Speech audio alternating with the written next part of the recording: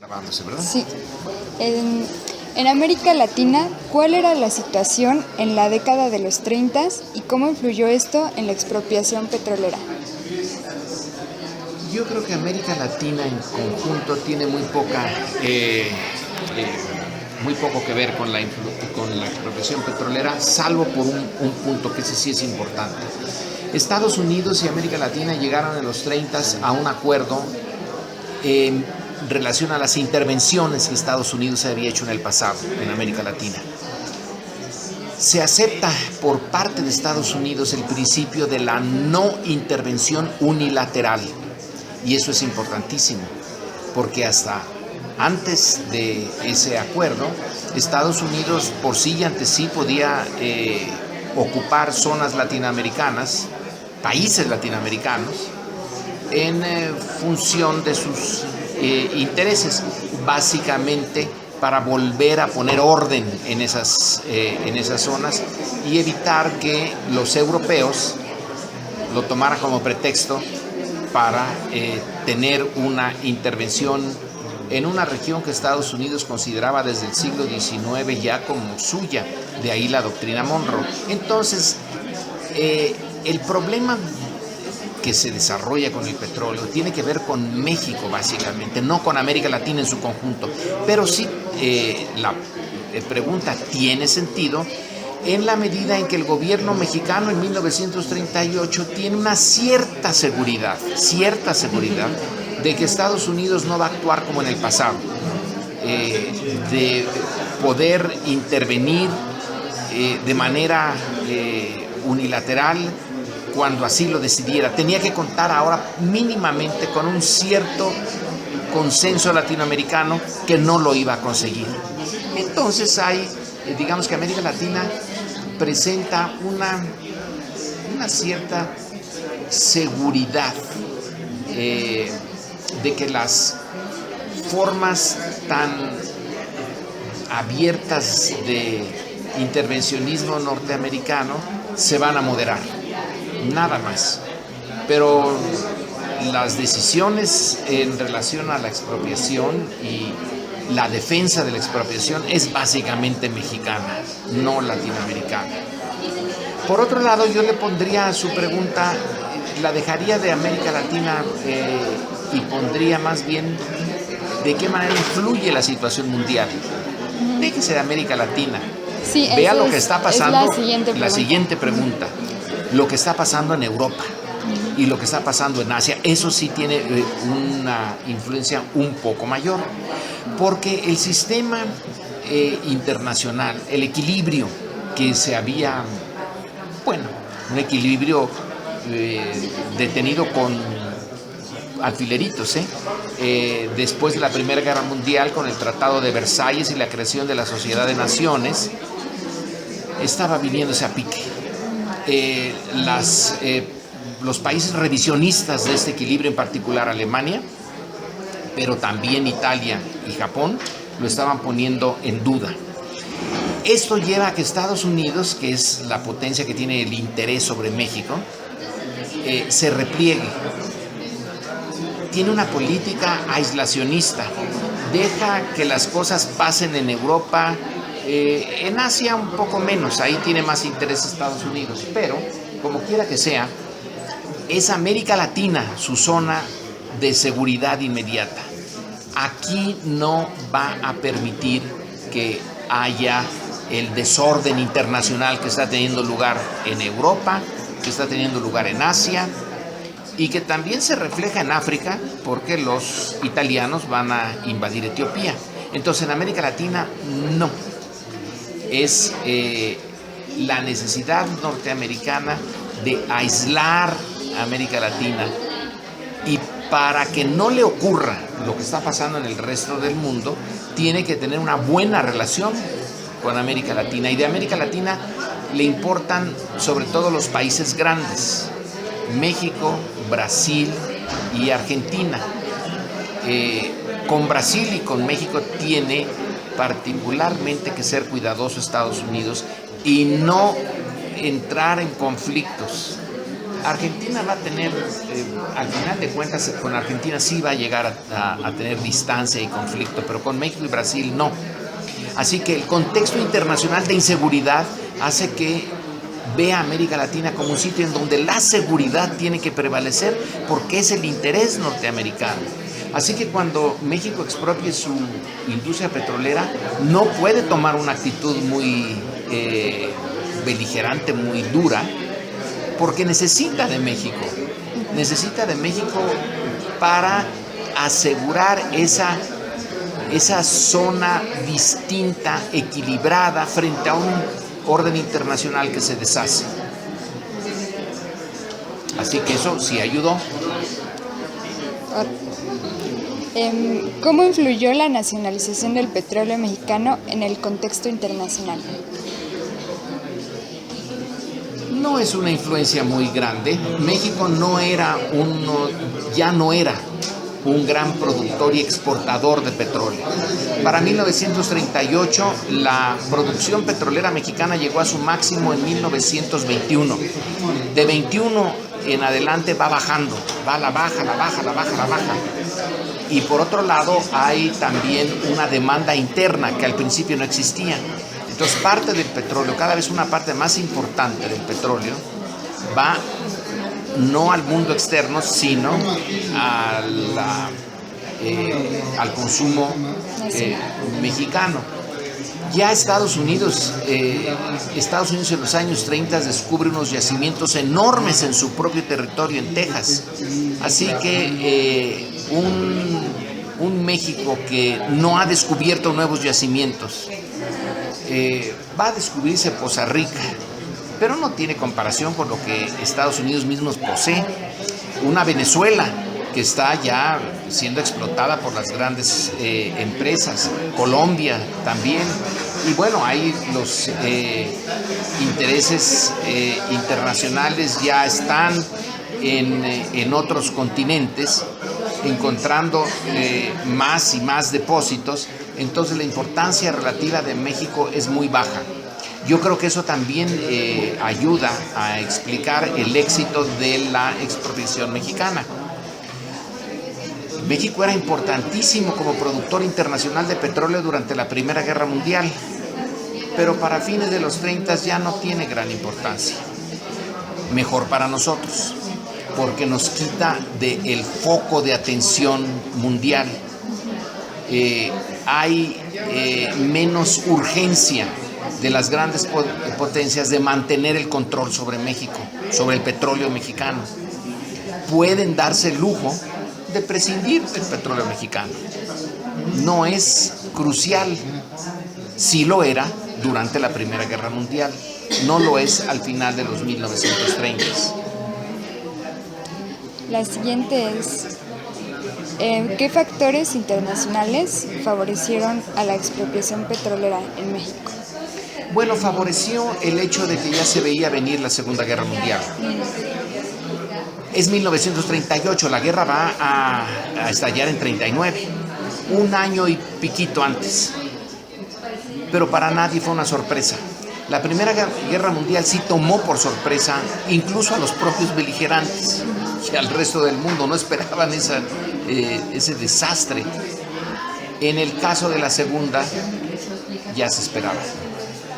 Entonces, Estados Unidos tenía como foco de atención internacional Europa y Asia, no México, no América Latina. Cuando una gran potencia tiene el centro de su atención en un país periférico como el nuestro, puede ser peligrosísimo para ese país, porque puede poner toda su energía en defender sus intereses o lo que considera su interés en ese país relativamente débil. Pero cuando su energía está puesta en otros lados, el país débil periférico tiene una posibilidad de independencia relativa mayor, el no estar en el foco de atención. Y este mundo tan peligroso que es ya 1938, es un mundo en donde en realidad la Segunda Guerra Mundial ya empezó, porque empezó en España en 1936. Así que México se beneficia de la poca atención que le prestan los grandes poderes del mundo, porque están en la preparación de su segunda gran confrontación, que va a ser de una capacidad destructiva increíble, y México va a estar un poco al margen. Entonces, tomar una decisión que en otras circunstancias quizá las grandes potencias hubieran interferido y no le hubieran dado mayores posibilidades de llegar a la expropiación, y mucho menos de mantenerla con éxito. El punto aquí a partir de 38 no es tanto que pudiera expropiar y nacionalizar el petróleo, sino que pudiera mantener esa industria. En otras condiciones no se lo hubieran permitido, pero con la guerra encima sí es más, no va a ser fácil, es menos difícil. ¿Cuáles fueron las repercusiones diplomáticas de las políticas nacionalistas mexicanas del gobierno de Lázaro Cárdenas? No muchas. Es verdad que se rompen las relaciones con Gran Bretaña, pero Gran Bretaña había sido la gran potencia del siglo XIX, pero para los años 30 ya no lo era. Ya necesitaba mucho del apoyo norteamericano. Inglaterra rompe con México, pero no tiene capacidad de castigarlo. Nuestro comercio internacional no dependía gran cosa de Inglaterra. Y la preocupación principal de México era Estados Unidos. Estados Unidos tenía un gobierno demócrata encabezado por Franklin D. Roosevelt, que no estaba interesado en un conflicto con México, en provocar un conflicto con México. Además, su embajador en México, el señor Josephus Daniels, tenía una abierta simpatía por Cárdenas y por su proyecto de transformación social mexicana. No veía mal la reforma agraria, no veía mal el que Cárdenas se preocupara por los sectores sociales más desfavorecidos, porque el Estado se pusiera de su lado. Entonces no pensó nunca en una política de fuerza para revertir la expropiación. Lo tomó por sorpresa la expropiación, así lo dice en su biografía, que le pareció que había caído un rayo cuando el cielo estaba despejado. ¿De dónde vino el rayo si no hay ninguna nube? Entonces sí lo tomó por sorpresa, pero lo entendió y no tenía simpatía por las empresas petroleras. No habían sido un apoyo para el gobierno de Roosevelt, habían sido más bien lo contrario. Así que el gobierno demócrata de Roosevelt no les debía ningún favor a las empresas petroleras. Y en particular el embajador, yo creo que nunca hemos recibido un embajador norteamericano con mayores simpatías por un México revolucionario, por un México que estaba transformándose. Así que el propio embajador aminoró las presiones que vinieron de Estados Unidos, que fueron presiones secundarias.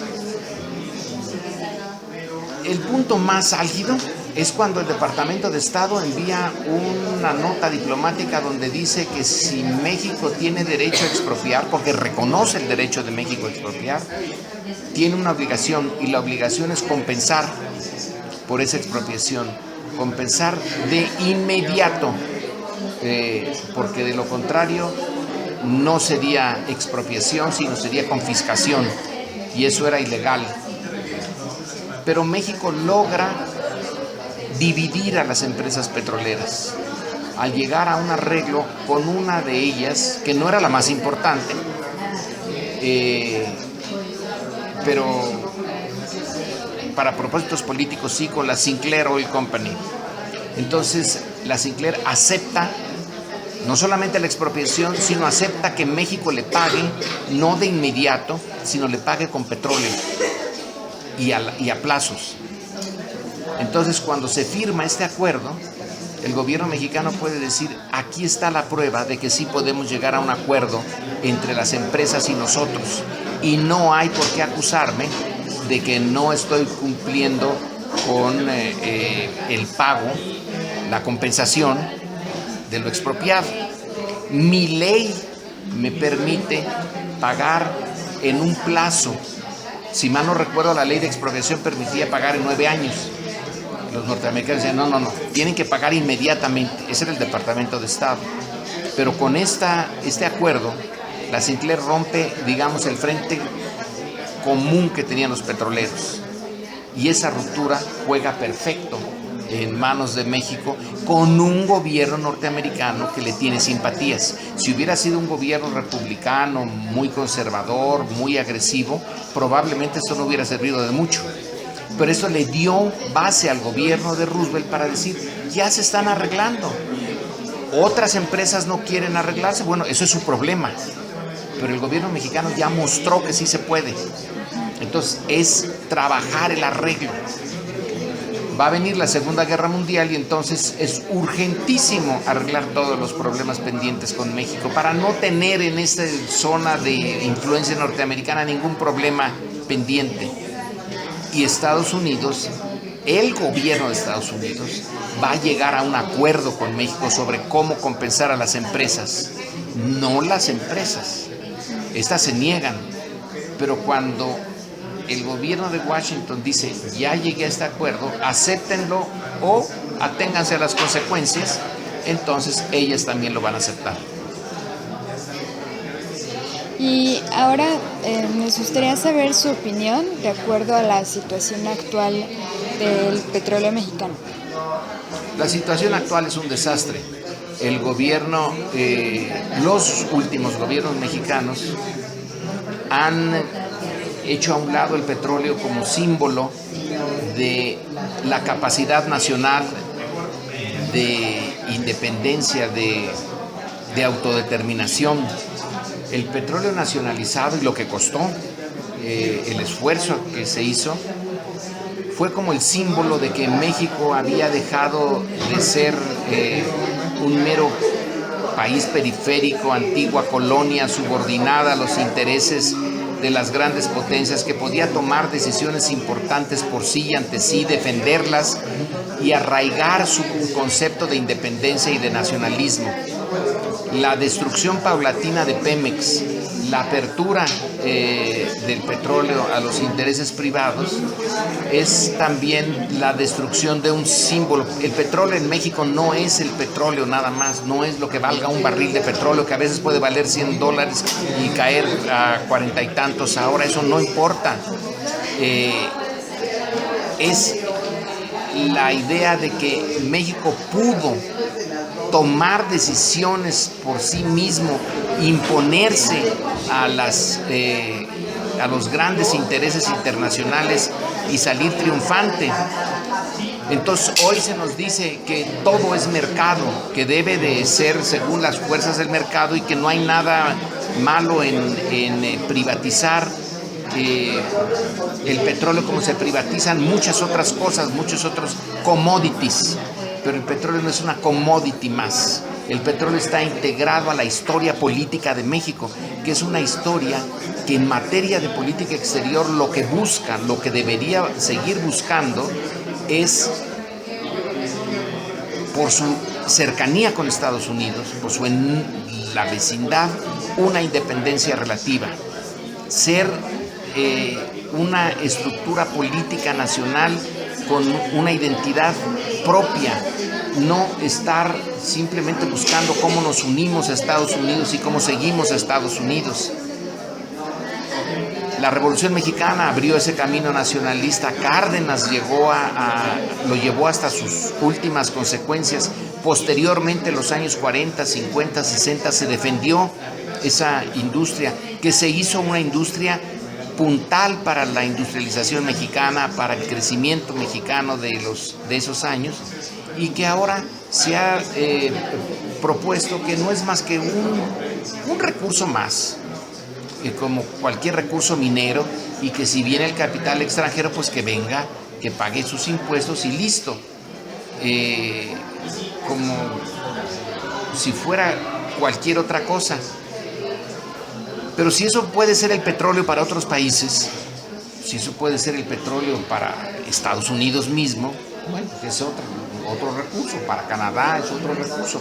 Para nosotros no, porque está como parte de nuestra historia política interna e internacional. Es un evento histórico que ya no podemos echar para atrás. Esto así fue, se cristalizó, cuajó el sentimiento nacionalista y de independencia mexicano en el petróleo.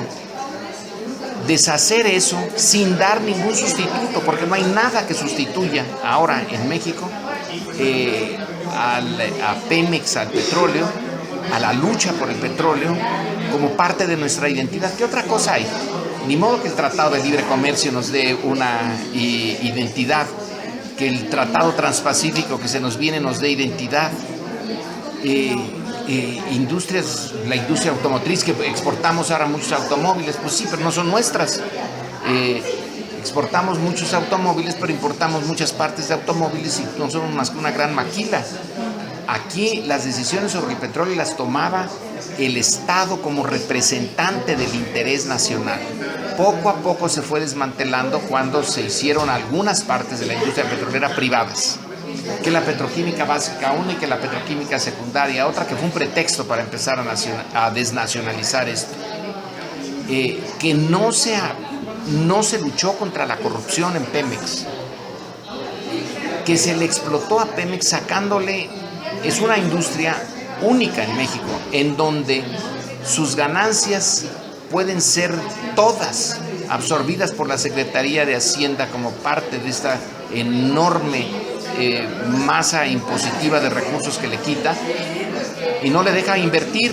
Entonces dice, no está invirtiendo, está fracasando. Claro que está fracasando, porque la Secretaría de Hacienda le quita todo. Entonces a veces tiene que pagar más impuestos que todas las ganancias que tuvo en ese año. Si eso se lo hicieran a Slim, si le hicieran pagar más impuestos que todo lo que gana con Teléfonos de México, a ver si tendría sentido mantener a Teléfonos de México. Entonces se está ahogando deliberadamente a Pemex para decir no funciona. Y como no funciona, vamos a privatizarlo. Ahora, en un país tan corrupto como México, bueno, no país corrupto, pero sí de un gobierno corrupto, cada privatización implica que alguien se lleva una gran tajada. Y esta privatización de una de nuestras grandes riquezas va a servirle a muchos para aumentar sus recursos, su riqueza, pero al país no le sirve. Bueno, ahora voy al